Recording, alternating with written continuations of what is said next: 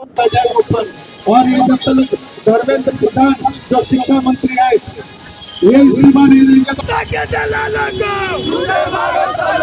सत्ता के दलालों को ये पकड़ लिया, ऐसा पकड़ो पकड़ो, ऐसे पकड़ो ना, ऐसे पकड़ो, ऊपर मत रखो, नीचे रखो, पकड़ो, हल्का सा, ठीक है सर। वैसे ही पकड़ो। पेपर लीक मामले में लगातार गिरफ्तारियां हो रही है। राहुल गांधी बार बार कर रहे हैं शिक्षा मंत्री को इस्तीफा देना चाहिए, लेकिन उसके बावजूद भारतीय जनता पार्टी की तरफ से कोई जो है इस पर रिएक्शन नहीं दिया जा रहा। हालांकि सीबीआई जरूर जांच कर रही है, उसको लेकर कैसे आप लोग देखते हैं। और लगातार जिस तरह से लोगों ने आत्महत्या की है, तमाम छात्रों ने आत्महत्या की है, उसको लेकर भी आप क्वेश्चन करने दिखा रहे हैं कि इसका जिम्मेदार कौन होगा। बताइए। देखिए, सरकार कोई अकाउंटेबिलिटी नहीं ले पा रही है।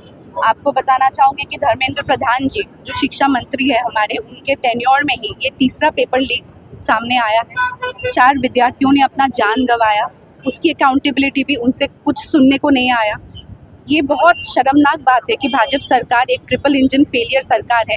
नीट एग्जामिनेशन, जैसे राहुल गांधी जी ने कहा, ये एक एंट्रेंस एग्जाम नहीं रहा, ये एक नीलामी हो गई है। हर बार पेपर 2024 में भी पेपर लीक हुई थी, तभी पहले तो सरकार ने और एनटीए ने डिनाई किया था एलिगेशंस, उसके बाद उन्होंने कबूल किया। कबूल करने के बाद कहा कि सख्त कार्रवाई होगी, लेकिन कुछ नहीं हुआ। अभी जाके देखा कि फिर से पेपर लीक हुई और अभी दोबारा एग्जामिनेशन का भी डेट घोषित किया।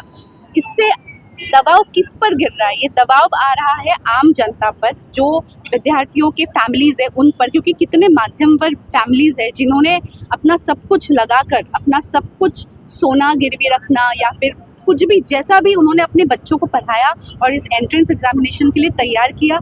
जब उन्होंने एंट्रेंस एग्जाम में वो बैठे, उसके बाद पता लगता है कि एग्ज़ाम रद्द हो जाना। ये जो मेंटल प्रेशर है, ये जिस तरीके का एक मानसिक संतुलन होता है, उसके बाद जिस तरीके का एक फाइनेंशियल प्रेशर आता है, इसके लिए कोई विद्यार्थी, मध्यम वर्ग फैमिली के विद्यार्थी रेडी नहीं होते हैं। सरकार को शर्म आना चाहिए। सबसे पहले हमारी मांग इतनी सिंपल है कि जो शिक्षा मंत्री है धर्मेंद्र प्रधान जी, उनको शर्म आकर उनको राजीनामा देना चाहिए, और जबकि उन्होंने राजीनामा दिया नहीं, उनको निकाल फेंकना चाहिए भाजपा सरकार को, अगर उनमें थोड़ी भी शर्म बची है। और दूसरी बात, आज तक एनटीए के डायरेक्टर जनरल को अब तक, अभिषेक सिंह जी को अब तक उनको गिरफ्तार किया नहीं गया। तो इससे समझ में आता है कि किस तरीके की कार्रवाई हो रही है, क्योंकि हर बार जब ये सामने आता है, जब विद्यार्थी अपनी जान गंवाते हैं, भाजपा सरकार सीबीआई को आगे धकेल के बोल देते हैं कि ठीक है कार्रवाई हो रही है, लेकिन नतीजा कुछ सामने नहीं आता। एक तो सवाल ये है कि भारतीय जनता पार्टी के नेताओं का भी नाम सामने आया था। दूसरा सवाल कि आप लोग किस तरह से आंदोलन कर रहे हैं, क्या मांग कर रहे हैं, और ये प्रोटेस्ट किस तरह का कर रहे हैं? देखिए, आज का ये जो प्रोटेस्ट है, ये हमारे north west district youth Congress की तरफ से और गोरेगांव असेंबली यूथ कांग्रेस की तरफ से ये प्रोटेस्ट रखा गया है। डिस्ट्रिक्ट प्रेसिडेंट हमारे शिवजतन यादव जी और इमरान खान जी, गोरेगांव असेंबली के प्रेसिडेंट, उन्होंने आज ये प्रोटेस्ट आयोजन किया है। इस प्रोटेस्ट के माध्यम से, जैसे हम आज आवाज़ उठा रहे हैं कि जितने विद्यार्थी, उन 22 लाख विद्यार्थियों के साथ, उनके फैमिलीज़ के साथ हम लोग हैं, ये प्रोटेस्ट के माध्यम से हम बताना चाहते हैं। और साथ ही साथ जिन 4 विद्यार्थियों ने सुसाइड कमिट किया, उनके श्रद्धांजलि के लिए भी आज ये एक शांतिपूर्वक प्रोटेस्ट हमने रखा है, क्योंकि हम चाहते हैं कि सरकार अकाउंटेबिलिटी ले, सरकार जवाबदारी ले।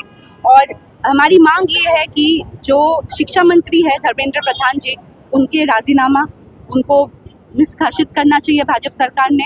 और दूसरी बात, जो एनटीए डायरेक्टर जनरल है अभिषेक सिंह जी, उनको गिरफ्तार करे, उन पर सख्त कार्रवाई हो। आज बेहाल है और हमारे देश के प्रधानमंत्री बाहर घूमने में व्यस्त हैं। आप लोगों ने फोटो देखा होगा वगैरह, हमारे देश की युवाएँ फांसी ले रही है। फांसी ले रही है, गुजरात में कम से कम 19 लोगों ने अभी तक फांसी ले चुका है। फिर भी हमारे देश के प्रधानमंत्री इसको ना कोई ट्यूब, ना कोई दुगनी घटना बताएं। सिर्फ हमारे देश में ये आठवीं बार पेपर लीक हुआ है।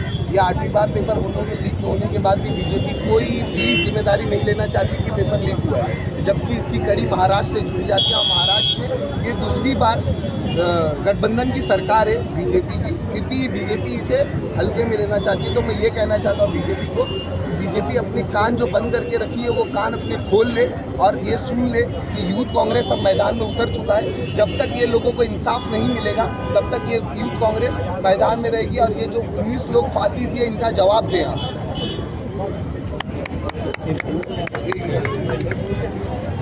हाँ सर, क्या कहना चाहेंगे? आपकी क्या मांग है? आज आप सड़कों कूद रहे हैं, आपकी प्रशासन से क्या मांग है? वो सन 2021 से भारत में पेपर लीक की घटनाएं डेली बेसिस पे हो रही है और धर्मेंद्र प्रधान जी जो हमारे शिक्षा मंत्री है, तो आपने वो पिक्चर में डायलॉग सुना होगा, ये प्रधानवा जब से प्रधान बना है तब से गड़बड़ कर रहा है, समझे क्या? हाँ, तो आप ये सोचिए, विषय अगर देखेंगे तो इसमें नीट के एग्ज़ाम में रिपीटर्स बच्चे ज़्यादा होते हैं, तो फर्स्ट अटेम्प्ट जल्दी क्लियर नहीं कर पाता, तो उनके ऊपर जो मानसिक दबाव रहता है, उनका जो फाइनेंशियल खर्चा होता है, आज हर एक माता पिता अपनी जमा पूंजी लगा देते हैं शिक्षा के पीछे, पर इस गवर्नमेंट को उनकी कुछ पड़ी नहीं है। इनको दूसरे देशों में जाके टूर करना सबसे अच्छा लगता है।